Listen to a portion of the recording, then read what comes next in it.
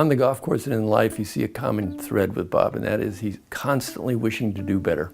Bob is a great listener, but he will have no problem telling you what he thinks after he's listened to everybody's comments. The three things that matter most to him in life: his family, his company, and his community.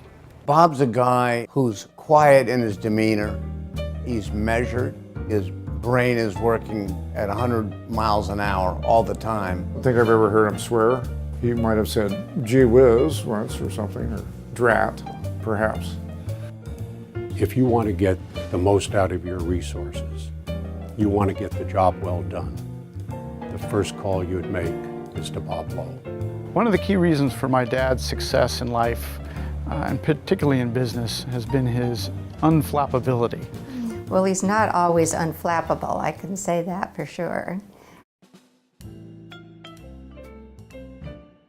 One of the important things about going to Stanford and getting my MBA there was the quality of your peers.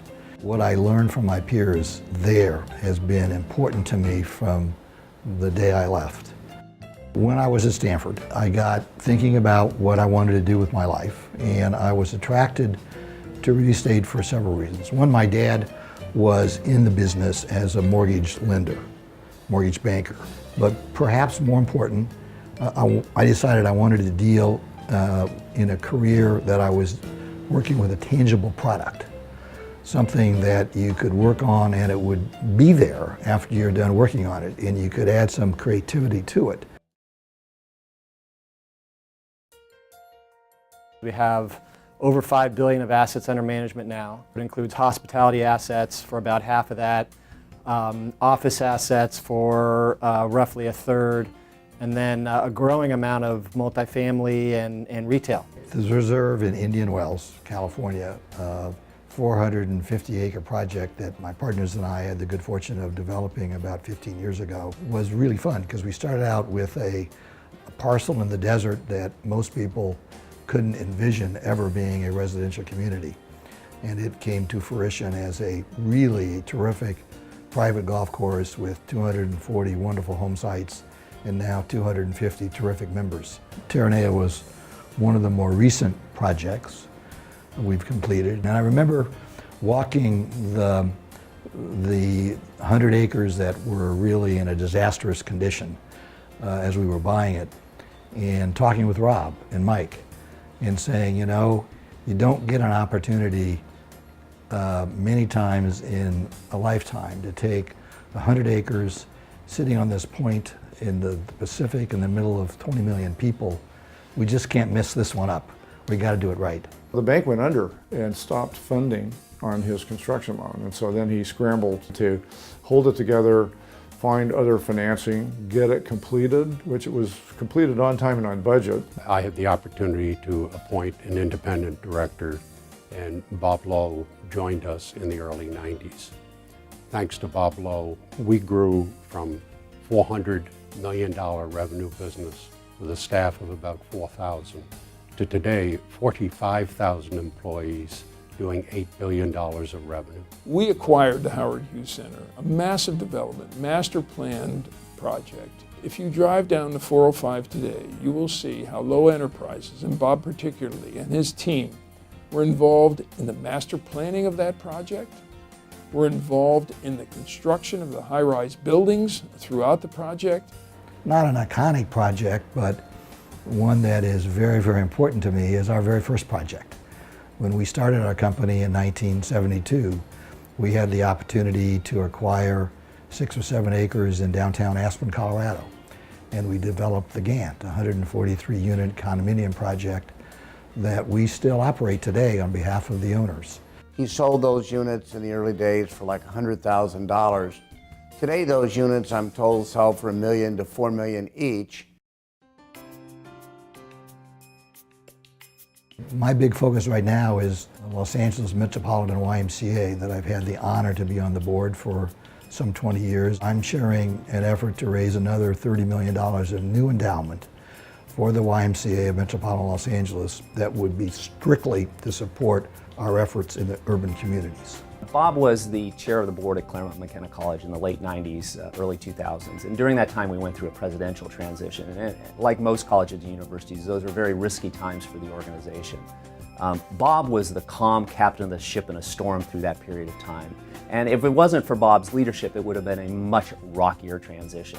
I think the thing that Bob is most proud of, actually, is not his accomplishments, not his history as an Eagle Scout, but the fact that he's been able to get each of his grandkids on the floor of Congress to see a vote take place, to see how government works. That's how Bob works. That's how he thinks. It's amazing to me to watch his reach politically, whether it's in Washington, D.C., with the senators, the congressmen, or whether it's the state of California, an elected official. He really cares. We started going to the Gant when I was about 5 years old on family vacation. There were a lot of people that would like to go skinny dipping in those days. And so I remember that, him feeling like he was, responsible for the property, even though we were there on vacation with the family.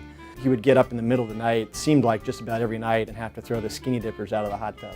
He drove me to an office building where he was going to pick up a paper that was being typed that he had written for college. And he drove about 1 block in the middle of Glendale and stopped and pulled out the ring.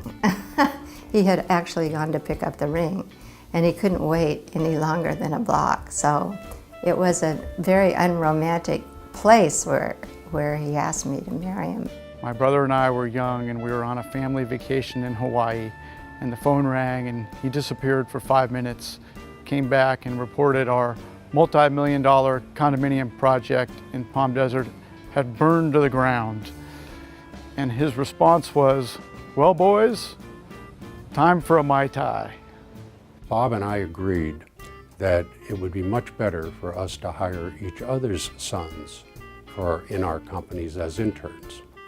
We did this, and my son Rick came to work at Lowe, and I hired later on Rob and Mike. Now, as it turns out, 30 plus years later, Rick is still here at Lowe, and Mike and Rob are co-presidents at Lowe. So I don't know whether Bob could foresee this or whether this is just something that would have happened. Bob's success, in my estimation, his legacy, if you will, is that he always has been committed to creating value, tangible, measurable value. I think he'd like to be remembered as someone who was kind and industrious. He'd like to feel that people felt he had made a difference. What greater legacy than to have 2 of your own children now being so intimately involved in not only the present but the future of the company. Bob's legacy is also throughout Southern California and elsewhere. Bob was chairman of the Real Estate Roundtable, the singularly most important real estate organization. I would like for people to remember me as someone who did what I said I was going to do, for someone that dealt with people around him in a fair way, and number one, a person that did put his family first. And you look back, if you didn't spend the time to nurture and love your family, everything else wouldn't be important. And that's more clear to me today than ever before.